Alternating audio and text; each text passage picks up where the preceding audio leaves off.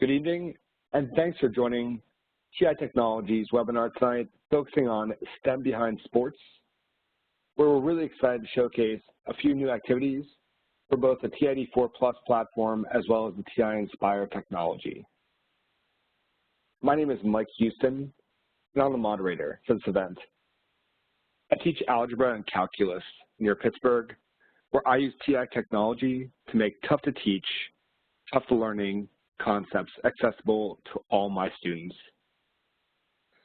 I'm super excited to introduce our two panelists tonight, Eric Archer and Curtis Brown.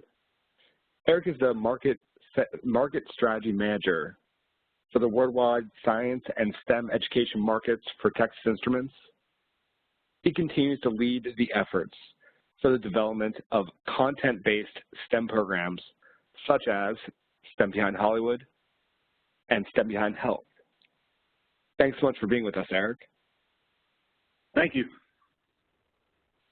And Curtis is the Market Segment Manager for the Mathematics Education Market at Texas Instruments. He is heading up the development of content-based math programs such as Building Concepts. Curtis was an AP Statistics and Algebra 2 teacher in Houston and worked as a statistics content specialist at the National Math and Science Initiative. Curtis, thanks so much for being with us. Happy to be here. We're expecting a large crowd, so your audio is muted. As a reminder, at the conclusion of this webinar, we'll be sending a link for all the documents that were used tonight, as well as a link for the certificate of attendance. We hope you don't have any audio issues tonight, but in the event that you do, try selecting Communicate in the WebEx menu, choose Audio Broadcast, and then click Join. At this point, Curtis, would you mind just discussing our agenda tonight? Sure. Tonight we're going to look at first a brand new activity from TI, the TI-4 Plus activity called STEM Behind Sports Field Goal for the Win. It's a really exciting projectile motion activity. Some of the physics teachers out there may also be excited to see the content that's there. And after I'm through talking about the activity, I'll pass it over to Eric Archer, and he will talk about the TI-Nspire technology activity called Power Up, which is a great activity. I'm really excited to see the things going on there.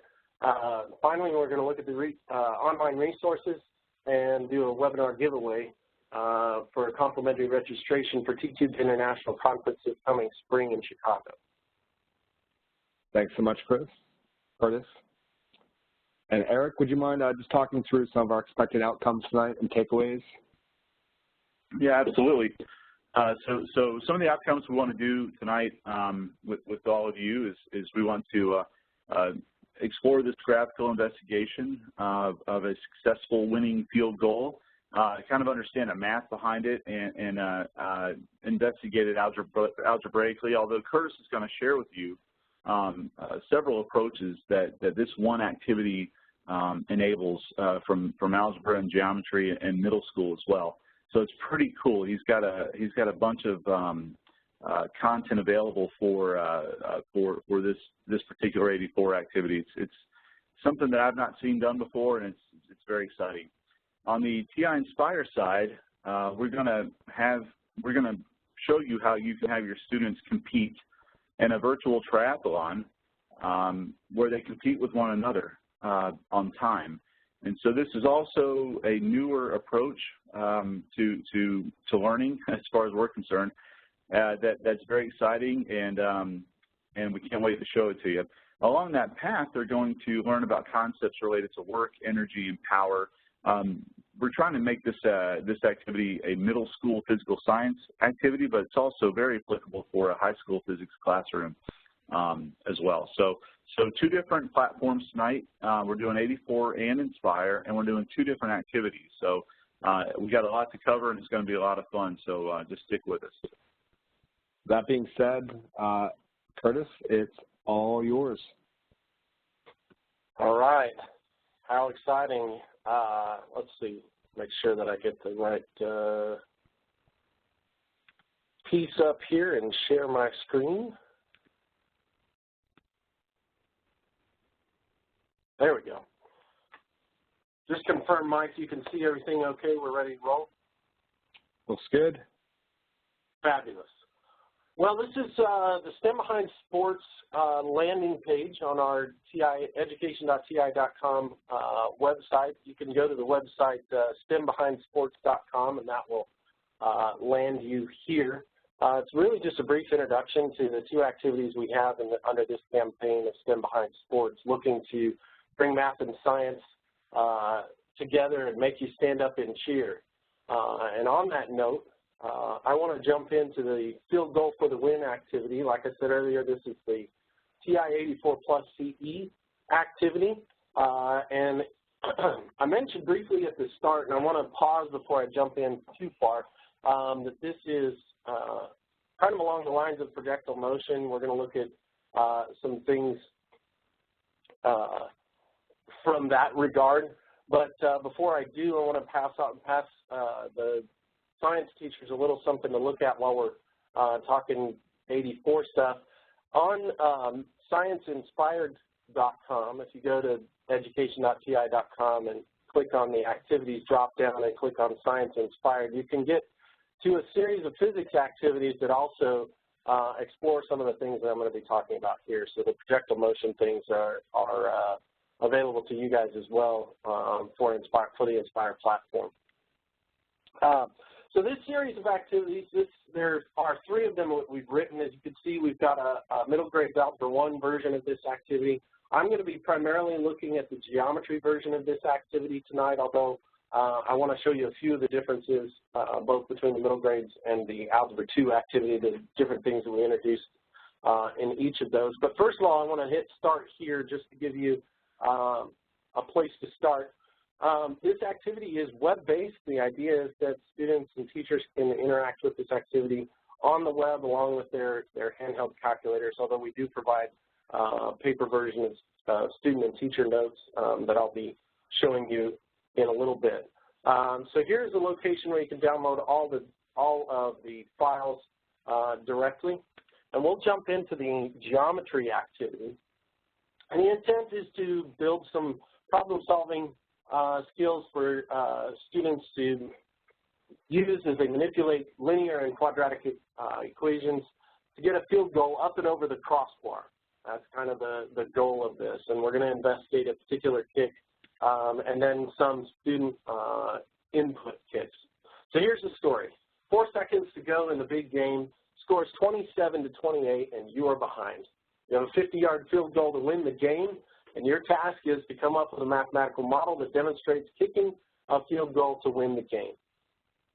And we're going to investigate a model that's been pre-made on the 84 platform. Now, everything I'm going to do is going to be on the TI-84 plus CE. However, there is a version of this program that works on both the TI-84 plus C calculator as well as the TI-84 plus Silver Edition calculator as well. So there are versions for each of those platforms as well. But we're going to look at this on the CE. So if you've never run a program on the TI-84 plus CE, the program key is in basically the center of the upper half of the calculator screen there. And we're going to look at a program called the Kick, and that's what it will download and look like on each of your calculators when you download it. And if you've never run the program, Enter is your best friend. That's how you progress through a program. In typical STEM behind fashion, I tried to put a little bit of text in the beginning of this activity just to get students involved. So here's the 4 seconds to go entry point to the activity. And the first thing students are instructed to do on the web page, and I'm going to do a little bit of back and forth here, guys, so be patient with me. Try to do these like you would in class. The first thing students are instructed to do is actually run a kick. So they're supposed to press 1 and see a 50-yard kick. So let's do that kick, and we hear the crowd going wild, and the kick is up. Is it good? We don't know.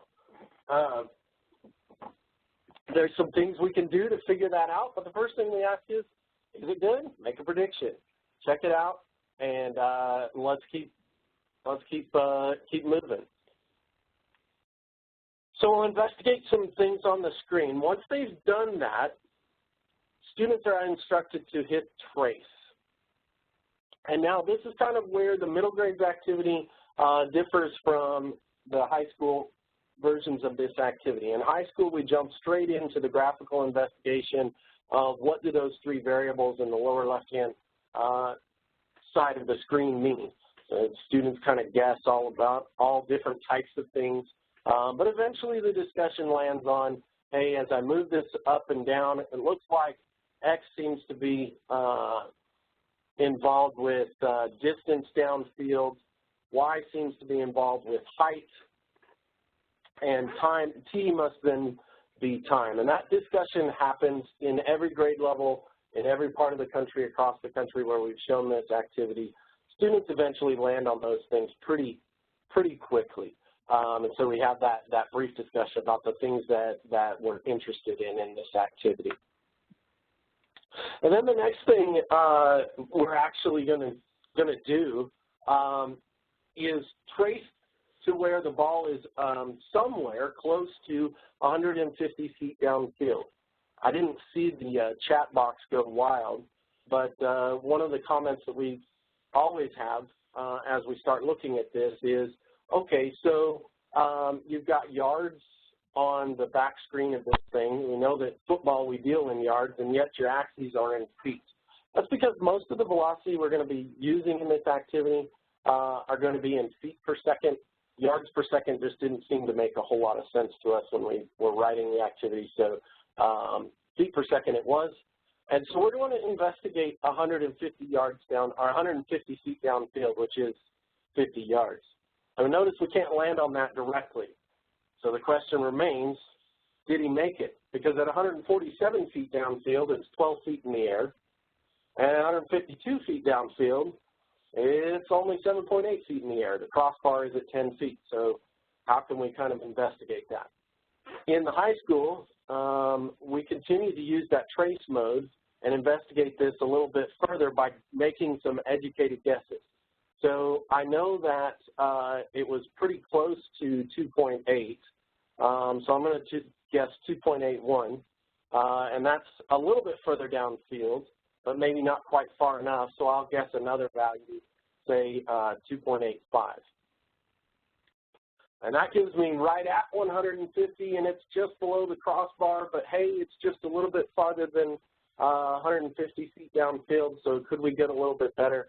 And students continue to examine that trace feature, and they begin to realize that they can put in values that are closer and closer and zoom in on that limit. And I think if I get 2.849, I could see something like, hey, the crowd goes wild, 2.849 seconds after the ball is kicked. It's 150 and a quarter an inch downfield, and it looks like it's still above the crossbar. So, woo-hoo, we win the game. So that's kind of the initial investigation. Students spend some time doing this graphically. Then there's the question, okay, so you did a little bit of a graphical analysis. Now let's actually do this from an algebraic standpoint. So we investigate this on question 2 from a graphical standpoint. So we'll jump back into the program on the calculator. So we'll go back here, we'll rerun the program, the kick, and we'll investigate this from inside the program from here on out. You notice when I chose 50-yard kick the first time, it kicked me completely out of the program once it drew the graph. From here on out, you'll notice that little circle in the upper right-hand corner will always be there, telling me that the program is running and doing some things. So I want to show the 50-yard kick with horizontal and vertical components showing here. I'm going to rerun that so I can discuss a few things that are questions that come up and things that we want to ask students as we're doing this. Students are first asked to watch that yellow ball go down the field, and then they're supposed to watch the purple ball go up and down. and talk about the motion and what things do they notice about each of those two things. And hopefully, I'll run it one more time just to demonstrate this. Hopefully they'll notice that the yellow ball moves at a constant rate straight down the field. So what kind of equation might describe horizontal motion? And eventually somebody comes up with, hey, it's going in a constant fashion versus time, so it's probably linear. And so we just start discussing what linear relationship actually should be there. Hey, Curtis, so this is Eric. Hey, I just wanted to interrupt you real quick. I love that part of the activity from a science perspective just because it's a really good visual way to understand vertical and horizontal vectors, components. These aren't vectors per se, but they sort of represent the motion of the ball in that horizontal and that vertical way. And so I'm looking at this from more of the science side, but I think this could be used in a physics classroom very easily, and I just wanted to comment on that. Sorry to interrupt. Comment. No, that's great. I appreciate that. So yes, I see a question in the chat there that says, "Can we get the code to put these in our calculators?" When you download this series of activities, when you click on the first page, let's see if I can get back there really fast here. Question 1 first. When you hit download files, all of the PDF documents, Word versions of the documents, and actually the code, the program, along with the image files that are required to display the field in the background are all downloadable, all in that same zip file. So yes, you can get the code and it's all ready to go for you. You don't have to program this yourself. So let me jump back here. In fact, that was a good thing that you asked that, because it also demonstrates a little feature of the website, the way this activity works. If I skip around in the questions, it remembers where I was in a particular question. So if a student asks a question about question number 1 while we're still in question number 2, I could go back to question number 1 and find that piece, and then restart class at the same spot we were before in question number 2, which is kind of a nice feature of the way the website works. So if we keep looking at this, you'll notice in the geometry version of this activity, we actually just start off with the kids looking at a linear equation. Doesn't look linear because we got that little cosine thing in there. And there's a whole portion of this activity, a pre-work set of activities that can be done at different levels to introduce students to what does cosine mean, what does it mean to say cosine of 43 degrees. Just knowing that cosine of 43 degrees is a number and it's close to 1/2 is really all they kind of need to know to be able to manage what's going on in this activity. So they should be able to see that as a linear function. 72 cosine of 43 is just a number somewhere close to 36 feet per second. And that's kind of the whole point of investigating the yellow and pink pieces of this, is that when I run this and I watch that yellow and pink piece go, I see that the yellow, it makes sense that that would be linear because it moves at a constant rate, and the pink is nonlinear of some kind, and eventually they come up with the fact that it's quadratic, mostly because of the picture, and also because they've taken some kind of a physics class sometime in their lives and they recall that whole gravity thing with the t-squared, right? So we keep playing with this, we investigate a few things,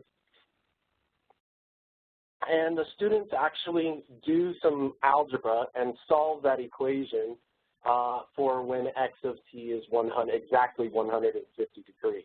I won't go through the process here, but they've practiced storing the value in it. Actually, I will do that. Let's go ahead and set this up. So we've done this.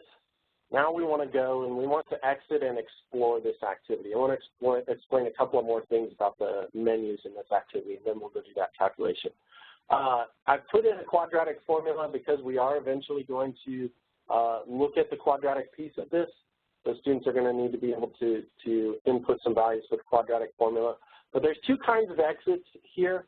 One, exit and explore keeps everything in the calculator. Some of you may have noticed that this activity puts them in parametric mode in the calculator. We've got an X, a Y, and a T variable, and we've input a ton of variables into the graph screen. That exit and explore keeps all of that stuff in the calculator so we can use it and do some math with it.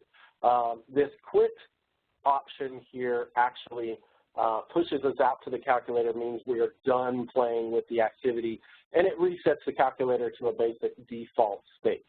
Doesn't wipe out programs or anything, and no apps are wiped out. It just puts everything back into a standard screen and that sort of thing. So let's exit and explore the activity. It's going to dump me to the graph screen, and I believe the inputs that we had for this activity where we were interested in when X is 150 feet and we need to solve the equation 72 cosine 43 times T.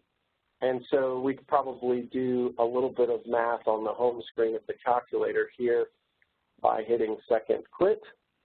And we'll input a fraction, and that fraction needs to be, I believe, 150 feet divided by the rate that we were traveling, which was 72 times cosine, and I think I'm in degree mode, which is fabulous, 43. And I hit enter, and I have a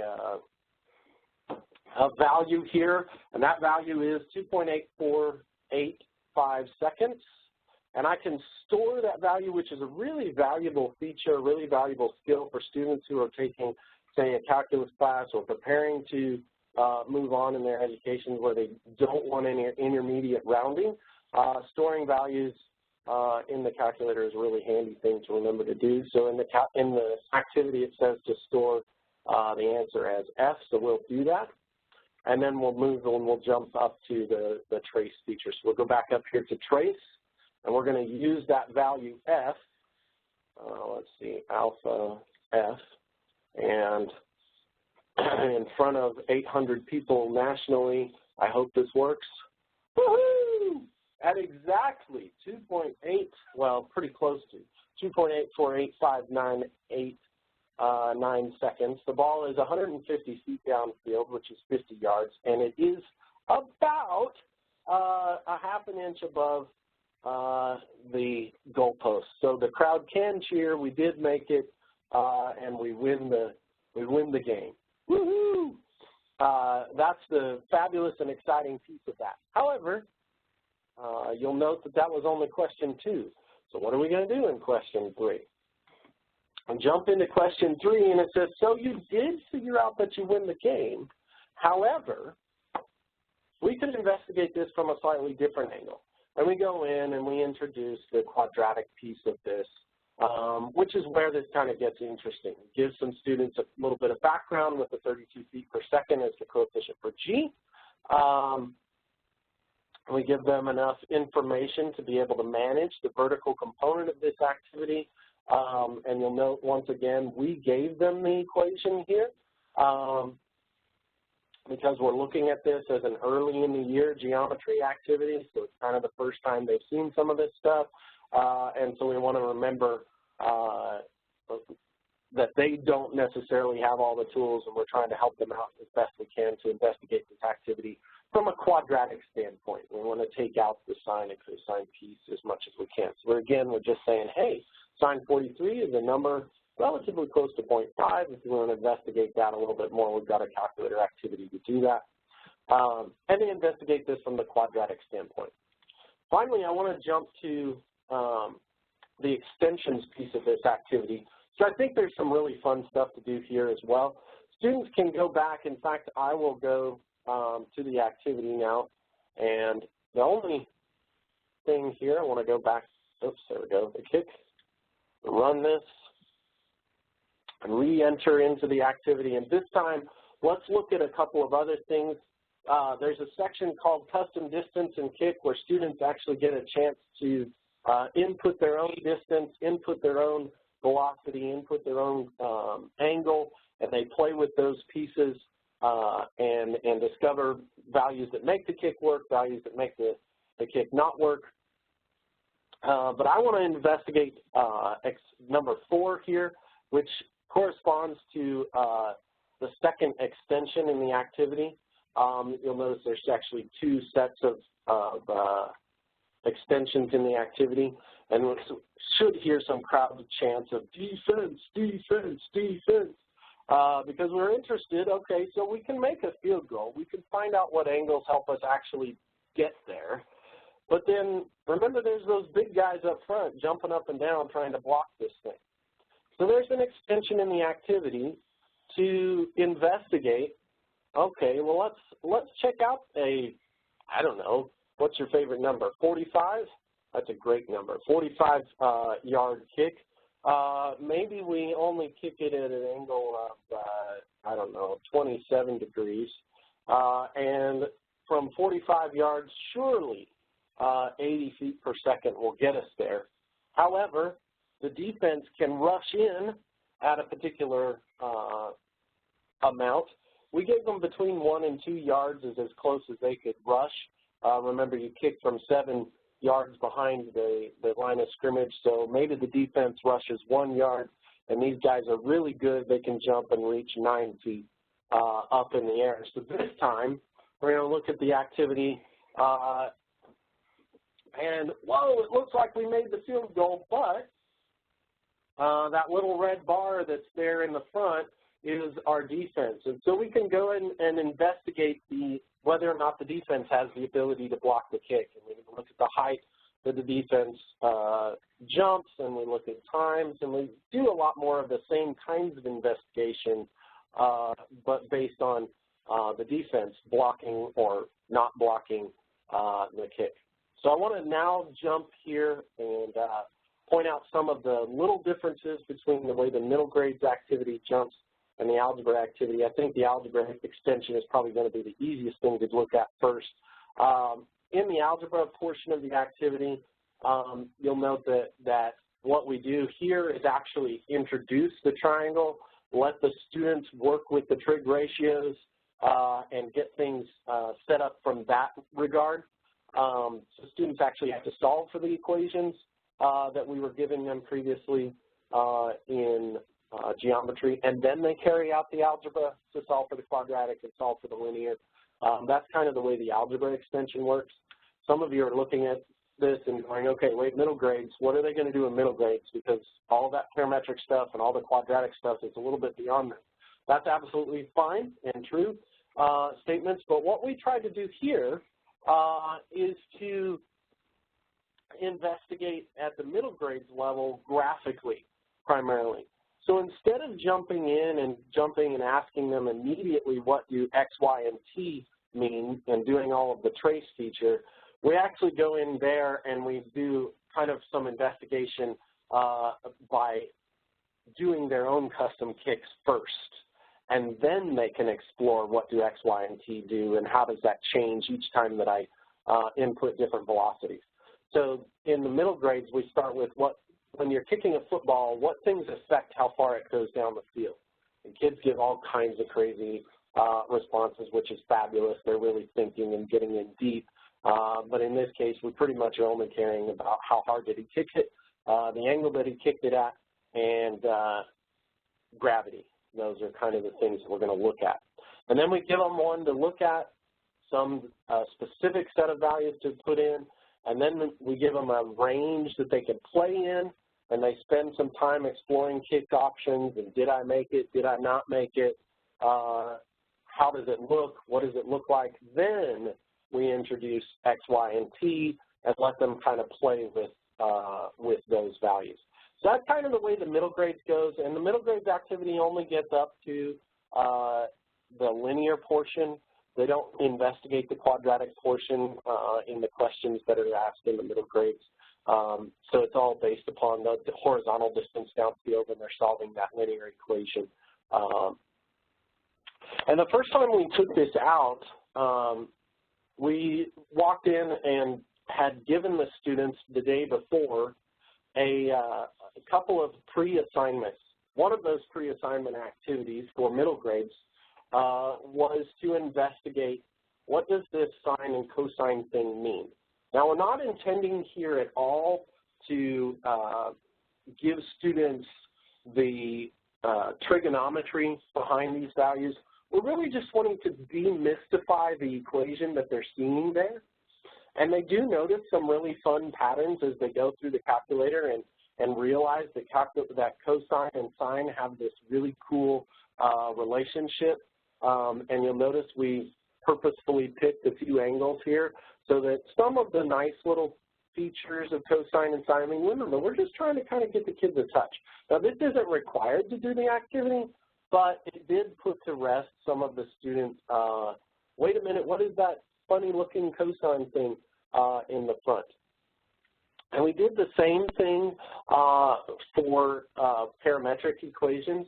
We started off with just, hey, what does parametric equation look like? And students go in and they actually investigate using a table, calculating a set of coordinate points, coordinate pairs, based on two linear functions put together in a parametric equation. And then they go through and they notice a pattern that they all go together and create a line. And then we ask them some other questions. Some other questions that I asked as an extension was, hey, can you try this and can you come up with maybe what the equation of the line is that goes there? Can you see how that could come from these two equations? So it's not necessarily trying to teach parametric equations, just let's get some investigation and see what's going on here before tomorrow we go and we play with this really fun activity, modeling a field goal kick. So that's really the gist of what's going on here with Field Goal for the Win. We're just trying to get students engaged, and so far everywhere that we've put this out there, students have been very engaged in playing with this activity. Eric, did you have any follow-up with that? Well, yeah, I'm sure everybody's already noticed, but I like the combination of using the website to kind of guide students and teachers along. So the kids have the handhelds in their hand, the teachers has access to the computer and the website, and of course, you know, the pre-assignment and the teacher-student documents. So it's just it's a nice use of resources all the way around. I think it's pretty cool. I like that a lot. And thank you for pointing out. I didn't show it, but we do have the teacher document here.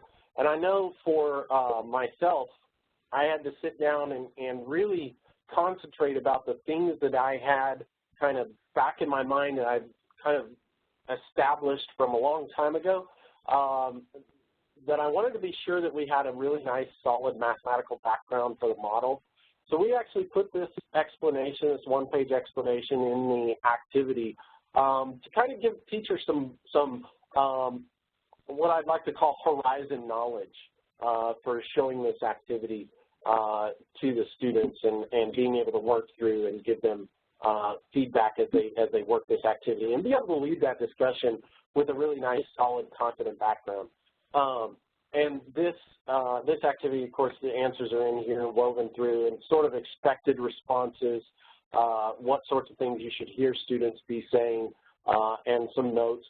Second times it reached might be more important investigation if students are looking at when did it reach 10 feet. We know it happens twice, that sort of thing. And we also did post as well, of course, student document that goes with that. And these are also available in Word as well for cutting and pasting and using on your own.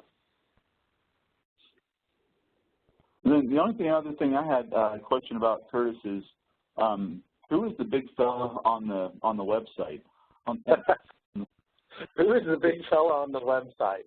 Fabulous question, Eric. Let me see if I can get back. I'm going to just type it in here again, and there we go. So the big fella on the website there is Baltimore Ravens offensive lineman John Urschel. John Urschel is a really special guy. He's pretty unique in that he's pursuing a PhD in mathematics at MIT, and he's doing some fabulous things, playing professional football. And he's actually our brand spokesperson right now. He's partnered up with us and is helping spread the good news. Yeah, and you know, he's obviously not a kicker, but he plays an important role. Yes, he does. Plays a very important role. He keeps that defense at bay. That whole 1 to 2 yards is really because of guys like him. And I tell you, his story is pretty amazing. I know there was a webinar talks a little bit about him not too long ago, but in case you weren't able to attend that webinar, yeah, like Curtis said, he's getting a PhD from MIT, and is it computational mathematics or applied math? Something like that. It's an applied, I can't remember. Yeah, but the guy is just, he's fantastic. Here you have this 300-plus-pound football player, you know, who, by the way, drives a Nissan Versa, a used Nissan Versa. He's just a practical kind of guy. But he's also has a passion for mathematics and loves talking about it and teaching kids. And so just, you know, talk about being able to, you know, he's the athlete and the academic all in one package. And that's why we're super excited to be working with him, just because he sends a great message to our students. So I just wanted to point that out. That's awesome. Yeah. Well, Arthur, anyway, I think I'm done. I'm going to pass the ball over to you and let you get rolling. All right. Well, thanks, Curtis. I hope you all enjoyed what Curtis showed you, because I tell you what, it's, you know, a lot of passion went into the development of that activity, and I think it's a great activity for kids, and you know, the kids that we've seen using it are just thrilled. So we are going to transition over to TI-Nspire at this point in time. The activity I'm going to be talking about is called Power Up, Physics for the Win, or the physics of finishing first, rather. But before I do that, I just wanted to remind you, Curtis went over this at the beginning, but if you're looking for a projectile motion type activity for TI-Nspire, unfortunately, we don't have Field Goal for the Win for TI-Nspire at this moment. But we do have some other activities that are related, and the way you would do that, Curtis mentioned this earlier, but you would go to our website, education.ti.com, and the Activities tab, and then you would go to Science Inspired. Oh, am I showing this? Yes, okay, good. Can you guys see my screen yet? No, you can't. No, Eric, you need to share your desktop. There we go. Right, Thank you. I was on a roll and nobody could see. Sorry about that. So like I said, you go to Science Inspired for the science folks in the audience, but I think this applies to some of the math folks as well. And then you can go to Science Inspired right here, then go down to Physics, and then you go to Forces in Motion, and then you'll see a tab for all kinds of stuff, but there's one in particular called Projectile Motion, and then there are a host of lessons, videos, and resources that you can explore that get into two-dimensional motion for TI-Nspire, for the TI-Nspire platform. So I just wanted to make you aware of that. That's out there. Not as cool as a field goal, but it's something for right now. All right, so I'm going to talk about an activity we did for STEM Behind Sports called Power Up, the physics of finishing first, explore relationships between energy, work, and power. This particular activity is really geared more for the middle school physical science class, although it can obviously be used in a physics class as well. So this is an activity that incorporates a person that many of you may know. Her name is Kelly Kutash. Kelly works at Texas Instruments Education Technology, but she also has a background in electrical engineering. And she happens to be a pretty good triathlete. And so we tell Kelly's story throughout this activity, and we share some pictures with kids of Kelly competing in an actual half Ironman triathlon. It's a long distance, and I'll get into that in the activity here in a second. But she has some words of wisdom about how her career choice in electrical engineering has opened other doors for her in terms of how she sees the world, including how she competes in these triathlons. So it's kind of cool. So there's the website. You can download the activity from this red strip here on the page. This will download all of the files associated. This one will download all of the files associated with the activity. It includes a teacher document, a student worksheet, as well as the TNS file, which plays on the TI-Nspire software or handheld. And so I'm going to pull that up right now, and we'll go to the top of the activity. This is the title page. If you're not an Nspire user, the TI-Nspire platform, it's a bit different than the 8384 in that it's really more of like a handheld computer. It plays documents. You can have a whole lesson on the handheld itself. And so what you're seeing are pages, and you'll see the page tabs up here, pages that the user, the student, the teacher can go through right on their actual handheld. And so that's what you're seeing here. Let me pull up my emulator to show you. So everything you're seeing on my screen right here, you can see on the handheld as well. All right, so the power up, the physics of finishing first. This activity introduces the concept of a triathlon, and basically a triathlon is a race that involves swimming, bicycling, and running. There are different distances of these triathlons. There's a sprint, there's an Olympic distance, there's an Ironman distance, which includes I think it's 2.4 mile swim. I can't remember the bicycle distance. We'll have to look in the activity. But there's a marathon included, so it's basically exercising all day long. The activity introduces Kelly Kutosh. We try to introduce individuals, actual human beings, in a lot of these STEM behind type activities to engage the kids in a storyline. And so the story here is about a real person and her choices for electrical engineering and triathlon. Because TI-Nspire allows you to have a document, you can include, the concepts that are going to be covered in the actual handheld file, so work, energy, and power. We can include the equation here as well. And, yeah, 112 miles. Thanks for whoever posted that comment. 112 miles for the bicycle portion. I can't imagine. I know driving 100 miles in a car takes long enough. Sitting on a small little bicycle seat, that's not for me. So anyway, so basically we talk about those concepts. We give a little background information about what work, energy, and power are and how they're related. But then we start introducing these concepts of swimming, bicycling, and running. And that's what you're seeing there. That's actually Kelly coming out of a swim. She's smiling. To me, if you're smiling after that, it means you didn't go fast enough. So hopefully Kelly's not listening to this. So this is a little background about triathlons. They actually started back in Southern California in 1974.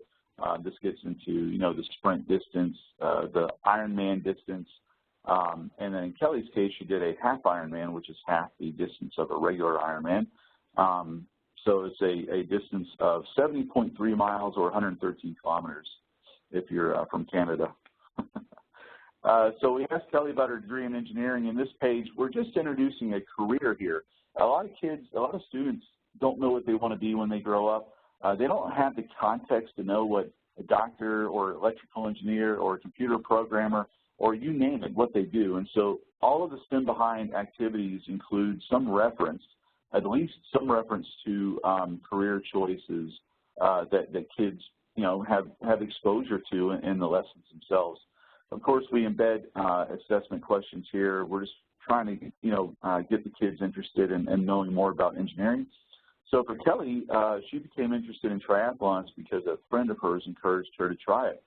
She did swim in high school and college, but hadn't been on a bicycle since she was 12 years old. And like I said, I try to do one of those spin classes at the gym I did it one time, and then the whole bottom half of my body was numb, and I said, I'm not doing that anymore. Those seats are too small, so it wasn't for me. So more power to you if this is what you're into. So then we talk about, well, how does an understanding of energy, work, and power help you with triathlons? And so this is why the kids need to read this stuff, because there are little tidbits in here, little hints for the kids, so when they get into their virtual triathlon, they'll know how to compete more efficiently. But basically, the gist of this is that you want to balance effort with recovery. You want to, maintain a fast pace as you can without running out of gas. And then we talked to Kelly about how do you make it through a half Ironman, and she described to me that you have to have a steady effort. So if you're going up a hill, it's going to require more effort than going down the hill. So one way to deal with that is you shorten your stride going up the hill and you lengthen your stride going down the hill. Going up the hill on a bicycle, you're probably going to go with a lower gear ratio. You're not going to get as far per rotation of the pedals, but it's an easier effort. And then how is engineering related to triathlons? And this is where Kelly really had some cool insight as far as I was concerned. She basically said that, thinking like an engineer, trying to analyze variables and improve efficiency is how she goes about improving her time in a triathlon. So those skills aren't limited to engineering. Those skills are useful no matter what you're doing as far as I'm concerned. Okay, so here we go.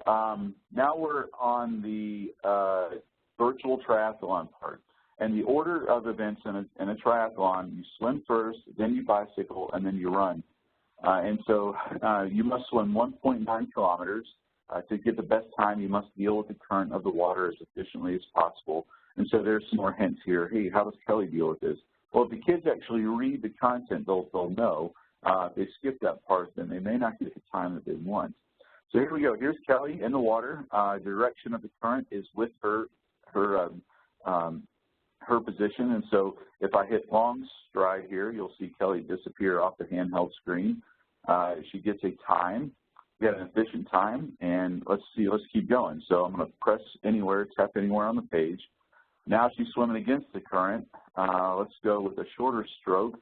She didn't go as fast, you notice, but as far as the conditions of the course are concerned, she did pretty well. She did 22.5 minutes for that part of the swim. No current here. I know this is incorrect, but for effect, I'm going to go ahead and choose a short stroke. And so Kelly's swimming off the screen again. So it's not bad, but you could be more efficient. Your total time for this event was 55 minutes with a best possible time of 50 minutes. So you can try again if you want, or you can get your data, and you just click on the screen to get your data. So the kids are competing with one another. They can share their total times for each of the events, and they can keep on going. So as you may have realized, and like most of you, I have never done one of these races before, but there is a transition area.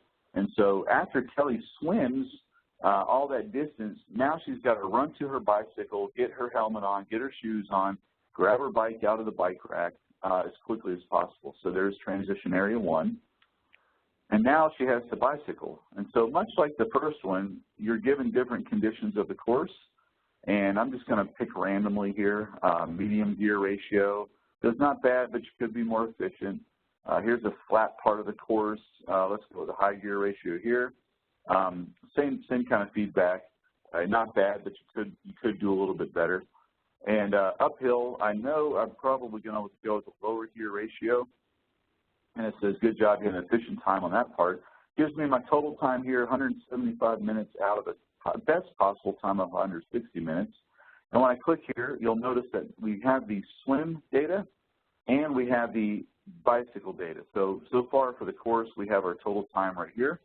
I'm going to keep on rolling. We have another part here. There's Kelly transitioning from the bike to the run. So she just biked a whole bunch of miles. Now she's going to have to run a half marathon. Fun. I don't know why people do this to themselves. It's amazing. Eric, I've done one of these, and that transition from bike to run is the most awkward thing in the world. Yeah. Well, I feel like you're going to fall over. Your legs are like Jell-O. I tell you, my experience with that spin class I tried to take, my wife was just spinning that bicycle like there's no tomorrow, and I was just dying to finish. I didn't want to get off the bike too early because I'd be embarrassed. But I tried to get off the bike at the end, and I could barely walk because I couldn't feel my legs. I was so numb. But yeah, I cannot imagine trying to run a half marathon after that. So I'm impressed with anybody that can do this. All right, so well now Kelly's at the run portion of the triathlon. She's going uphill here. We're going to try a short stride. Let's see how she does. She did a good job, had an efficient time. Let's try a long stride on the flat portion of the course. Not bad, but she could be more efficient. All right. And going downhill, I'm going to think she's going to want to do a long stride. So the feedback I get here took her about 30 minutes. Total time for the event was 127.5 minutes out of the best possible time of 125 minutes. So here you go. This is where the kids compare their data. So they can compare handhelds, figure out who had the best time, and then have a discussion as to what was different and why. Why is running up the hill harder than running down a hill? And of course, gravity is the answer. Moving on after that, there are a bunch of questions embedded in this particular document, asking questions about the course, asking questions about work, energy, and power during the course. So in this case, Kelly travels a distance of 90.1 kilometers during the bicycle phase, generating 9,211,400 joules of work in a time of 3 hours on average. About how much power did Kelly produce during this phase of the race? So on the teacher document portion of this, there are answers here, and so you can set this up. You can ask your own questions. You can embed questions. There are right answers marked, and so you can augment this lesson in any which way you want to. You don't have to know how to program in Lua to add questions and to modify questions. The Lua portion, someone was asking about Lua. The Lua portion is restricted to the simulations that I shared with you earlier. Everything else is really, if you can use Word, PowerPoint, Microsoft Excel, you can use this software to make your own lessons or change the lessons that TI is providing for you. So no worries there. So we move in. We ask all kinds of questions about work, energy, and power. What are some ways Kelly can increase her power? So this gets the kids, they have to think about this. Improve her swim technique? Yeah, sure, maybe, I don't know. Ensure her chain and gears are lubricated. So, they have to really know what power is. And, of course, power is work divided by time. And so the work really doesn't really change a whole lot. You're trying to get from here to there, and you're applying some force over distance. So what does change, or what you can control to a certain point, is the amount of time it takes you to get across that distance. And so, yeah, swim technique, if you improve that, well, sure, you're going to decrease your time. Making sure your bike and chain is lubricated, that's going to help decrease the amount of friction you're dealing with. Kelly needs to have calories during this race, so she's going to have to consume calories while she's running, and that increases her pace, hopefully. And then, of course, on the bicycle, she's dealing with air resistance. And so Kelly educated me about this. I did not know this, and you triathletes in the audience probably already know this. But the triathlon bicycle is different than a road race bicycle, so to speak. So in road races where you're just bicycling, you're allowed to draft the person in front of you. You can get behind them and try to decrease air resistance. You're apparently not allowed to do that in a triathlon, and so the triathletes try to get very, very low on their bicycle handlebars, and they have these fancy helmets to try to decrease the air resistance. So basically the answer to this question is all of the above. We transition into a little bit about kinetic and potential energy with this activity. This is just a simple fun little simulation, but you can change the coefficient of friction with this little toggle here. And the friction's not specific to any one part of the system, but it's a great discussion point. We're talking about friction of the wheels and the axles. On the forks, we're talking about friction of the chain, switching gears, friction of the surface of the tire relative to the course. So there's some good discussion points there as well. And when you press play, you'll notice that the bicycle Kelly's going down the hill and back up. The potential energy and kinetic energy, have an inverse relationship.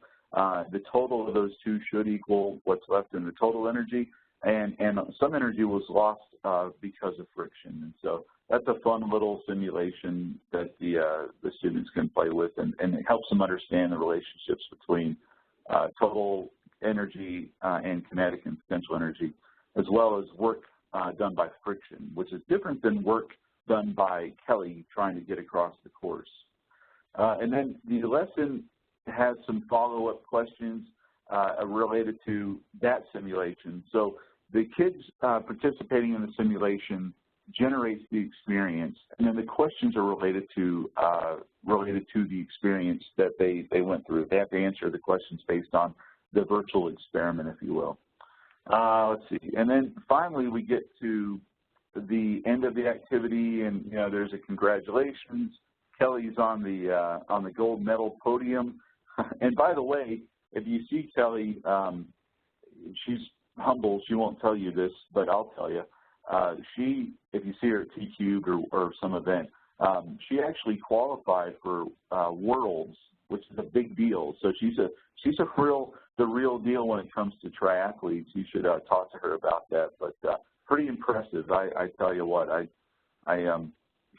My cycling experience at the spin class probably has damaged my chances of doing a triathlon forever. But Kelly, like I said, pretty cool. She's got electrical engineering background. She's a triathlete, just like Curtis talked about and Mike talked about earlier with John Urschel. It's a nice mix of you can be smart and you can be athletic, and that's the message we want to get across to students, to let them know that you don't have to kind of be pigeonholed into one or the other. You don't only have to sit with the kids going, to academic pentathlon. Vary your interest and get involved in other parts of the school body. So that's, the side message that we're trying to send with this STEM Behind Sports program, and we're pretty excited about it and hope you all are as well. So that leaves me with about 3 minutes. So Mike, do you want to jump in here and take over? Yeah, that'd be great. Do you mind if I take control back? Yes, sir. Go ahead. Thanks.